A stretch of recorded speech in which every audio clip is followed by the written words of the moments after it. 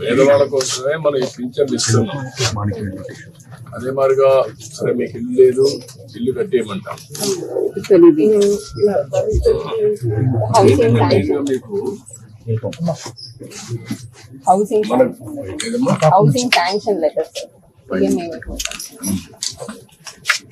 ఇప్పుడు ఇల్లు కూడా ఒకటి శాంక్షన్ చేస్తున్నారు, కట్టిస్తారు. ఆయన పాములు సార్ ఆయన పేరు మీద వచ్చింది.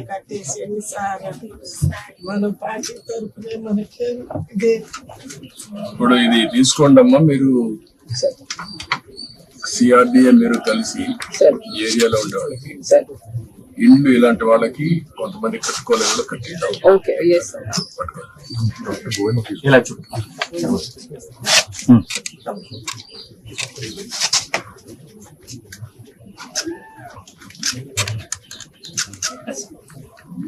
మనకి డీటెయిల్స్ ఏంటనేది so this is basically beneficiary lead construction sir. But మీరు అన్నట్టు ఇంకా వాళ్ళు కట్టలేకపోతే మనం పాలసీ ద్వారా ఇంకెవరి ద్వారా అటాచ్ చేసి చేయాలి సార్.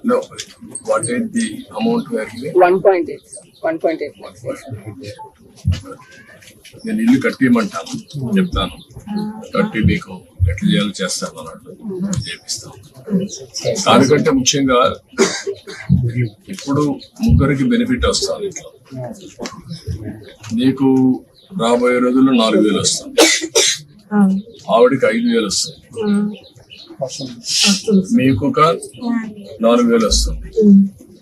4, 4, 8 + 5 13,000 వస్తుంది. 13,000 వచ్చినప్పుడు మీరు కొద్దిగా సంపాదించుకుంటున్నారు. వీళ్ళిద్దరిని చదివించుకొని వాళ్ళకి చదువుకు అవన్నీ ఏం చేయాలో అవన్నీ చేస్తా ఉంటారు గవర్నమెంట్. కానీ 10 రూపాయలు సంపాదించుకునే మార్గం ఎందుకు ఆలోచించకూడదు? మీరు మీ కష్టార్జితంతో మీరు బతుకుతున్నారు.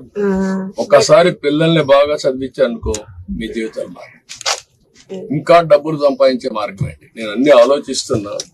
పేదరికం లేని సమాజం అంటే ప్రతి ఒక్కరికి కూడా కనీస ఆదాయం సంపాదించే మార్గం మీకు చూపించాలనేది నా ఆలోచన. లేకపోతే మీ జీవితంలో ఇదే మరికి పుడతారు, ఇదే మరి చనిపోతారు. ఈ పిల్లలు కూడా ఇప్పుడు చదువుకుంటున్నారు, కనీసం ఏదైనా త్వరగా మంచి పని చేశాం, అది శుభసూచకం. ఈ పిల్లల భవిష్యత్తు బాగుంటుంది. ఏంట్రా మీరు ఆలోచిస్తున్నారా? ఏం ఆలోచిస్తున్నారు? బాగా చేయాలని ఆలోచిస్తున్నారు. ప్రతిరోజు చదువుకుండా బాగా క్లాసులో మంచి ర్యాంక్ వస్తుందా? ఎంత వస్తుంది? 310 వచ్చాయి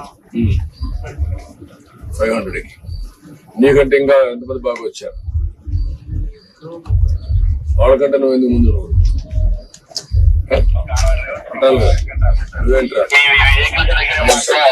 7th క్లాస్ లో కామన్ ఎగ్జామ్ అయింది కదా, అయిందా? అప్పుడు ఎంత వచ్చాయి మార్క్?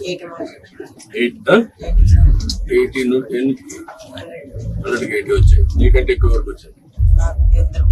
ఎవరు వాళ్ళు? ఇద్దరికి వచ్చింది. వాళ్ళకంటే ఎక్కువ కిందకు రాదు. మీ అమ్మ కష్టపడతాను కదా, నీకోసమే కదా, కూలి పని చేసి చదివిస్తాను కదా, నువ్వు కూడా పట్టుదల చదవాలి కదా. ఓకే, చదువుకోండి బాగా, పైకి వస్తారు. నేను అన్ని ఆలోచిస్తాను. ఆలోచించి మిమ్మల్ని ఎట్లా ఆర్థికంగా పైకి తేవాలి. ఇప్పుడు గవర్నమెంట్ ఇచ్చే సహాయం ఇస్తూనే మీరు 10 రూపాయలు అదనంగా సంపాదించుకొని ఖర్చు తగ్గించుకొని భవిష్యత్తుకు కూడా ఒక భరోసా ఉండేట్టుగా మీకు ఆలోచించేద్దాం. సరేనా? ఇమ్మీడియట్ గా చేస్తాను, నేను చెప్పాను కదా, అయిపోతుందండి.